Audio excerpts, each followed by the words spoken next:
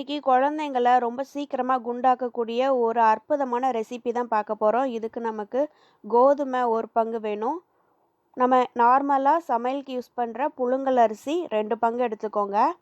இது 2யும் நல்லா வறுத்துட்டு நம்ம அரைச்சு எடுத்துக்கலாம். நீங்க எவ்வளோ சாஃப்ட்டா அரைச்சாலும் கண்டிப்பா கொஞ்சம் சலிச்சிருங்க. வீட்ல ரெடிமேடாவே நீங்க மாவு வச்சிருந்தீங்கன்னா, அத வறுத்துட்டு நீங்க அதுக்கப்புறமா யூஸ் பண்ணுங்க. இப்போ நான் அதை சலிச்சு எடுத்துட்டேன். இது கூட 2 வாழைப்பழம் வேணும். அதுவும் நான் இன்னைக்கு சிறுமலை பழம் எடுத்துருக்கிறேன். இது ரொம்ப ரொம்ப ஹெல்தி. குழந்தைங்கள ரொம்ப சீக்கிரமாக குண்டாக்கிடும். இதே மாதிரி வாழைப்பழத்தை மசிச்சுட்டு நான் இன்னைக்கு கருப்பட்டி எடுத்துருக்கிறேன். அதை இது கூட ஆட் பண்ணிக்கிறேன். இப்போ இது கூட நம்ம மாவை ஆட் பண்ணிவிட்டு நல்லா கையால் பிசைஞ்சிக்கலாம். இது மாதிரி கட்டி இல்லாமல் பிசைஞ்சுக்கோங்க.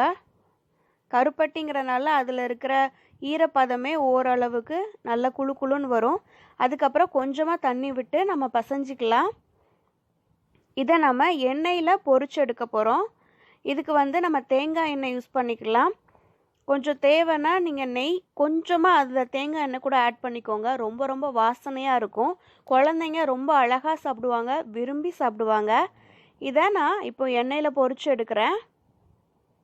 இன்றைக்கி நான் சிறுமலை பழம் யூஸ் பண்ணியிருக்கிறேன். இந்த சிறுமலை பழம் சிறுமலையில் மட்டுமே உற்பத்தி ஆகக்கூடிய ஒரு பழம். இதில் அவ்வளோ மினரல்ஸ் இருக்குது. இதை டெய்லி நீங்கள் குறைஞ்சது 2 பழம் உங்கள் குழந்தைங்களுக்கு கொடுத்துட்டு வந்தீங்கன்னா ஒரே மாதத்தில் நல்லா குண்டாயிடுவாங்க. கண்ணத்துலலாம் அழகாக சதை வச்சிடும், புஸ் புஸ்ன்னு ஆகிடுவாங்க. இது நான் கண் கூட பார்த்த உண்மை. நீங்களும் உங்கள் குழந்தைக்கு 2 இல்லை 3 பழம் டெய்லி கொடுங்க. நல்லா சீக்கிரமாக குண்டாயிடுவாங்க. இது 8 மாதத்துக்கு மேலே நீங்கள் யூஸ் பண்ணலாம். வேறு ஏதாவது சந்தேகம்னா எனக்கு கமெண்ட் பண்ணுங்கள். நம்ம வீடியோவை லைக் பண்ணுங்கள். தேவைப்படுறவங்களுக்கு மறக்காமல் ஷேர் பண்ணுங்கள். தேங்க்ஸ் ஃபார் வாட்சிங்.